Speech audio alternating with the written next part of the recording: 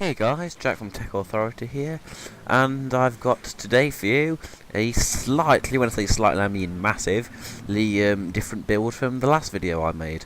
So compared to the last video, which I believe it was a £2,000 build, yes it was, well here I have a £250 build. Actually it's £243.79 all in all. That's including shipping and all that from Amazon UK. Links will be in the description for all these parts. That's a mistake I made last time, but oh well. Anyway, so this computer, really, it's just if you want perhaps, you know, Google things. You could in fact do some light gaming, like I've built this and it could easily play Battlefield 3. Okay, not on 1080p. And no, it won't be able to play it on ultra settings. But it'll be able to play it probably in 720p at medium settings, like perhaps 25 to 35 FPS without much of a problem. And anyway, let's get going. So we'll start with the less interesting bits as last time, and that is the hard drive. And we have a Seagate Barracuda. It's 500 gig, 7,200 RPM drive.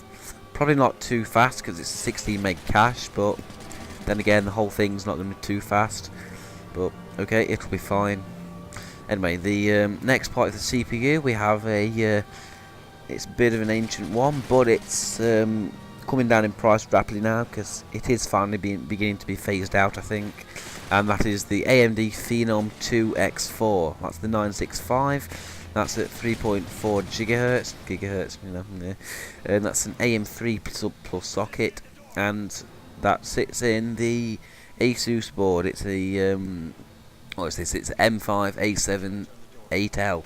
Not heard of that before, but it's a micro ATX board. It supports up to 16 gigs of DDR3 RAM, and oh god, yes, it has USB 3. So okay, can't go wrong there. It's a cheap board at £51. So where are you going to go wrong? Moving on from that, we have 4 gigs of Corsair. What is this? It's Value Select memory. That's £29.51, and it's 2 gig DIMMs. Be fine. We've got an LG bare drive. Just it's that Modisk one everyone seems to have. It's £12 at the minute. Not a problem. And I've done something I do hate doing. I went with the case with a power supply in. Why? Because I just didn't want to make it go above £250, £250. So for that, I just went with a cheapy case with a cheapo power supply in. And this power supply does sound like a 747 taking off, but it works, and as long as you're not putting expensive parts into it, if it does blow, you know what, it's unlikely. It's got to be to a certain standard to be manufactured and sold on Amazon, so you know what, go with it. If it's just going to be like for your grandma or something, like mine was. So anyway, for that I use the CIT what's this, 1015 BS, right, bullshit, micro ATX case, because it's the motherboard's ATX, and it has a 500 watt power supply. In truth, it's probably more like a 250 watt power supply, because you know these things are never going to deliver what they're meant to. It's a crappy cheapo power supply. Anyway, it's a glossy silver case, so it'll be fine. And then the main event is the Asus Nvidia GeForce.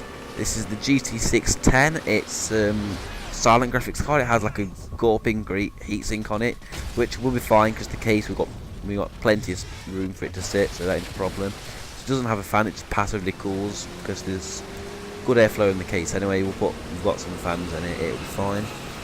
This is a 1 gig card, and like I said, you'll be able to play like Minecraft and things at full settings without too much of a problem. Probably like 60, perhaps even 100 FPS. Perhaps even more, I'm not sure really. I've never really tried it. But it's got a Phenom 2, which is a good processor even now. But anyway, that's that. And yeah, can't go wrong. It's 26 quid. Buy it. Anyway, that's all for today. Hope you enjoyed the video. Bit of a lower end build than usual what we're going to be having, but stay tuned. I have a it's about a £800 system actually being built, you know, live on camera. So coming up, that's probably about 2-3 weeks time. So make sure you stay tuned for that, and I'll catch you later. Bye.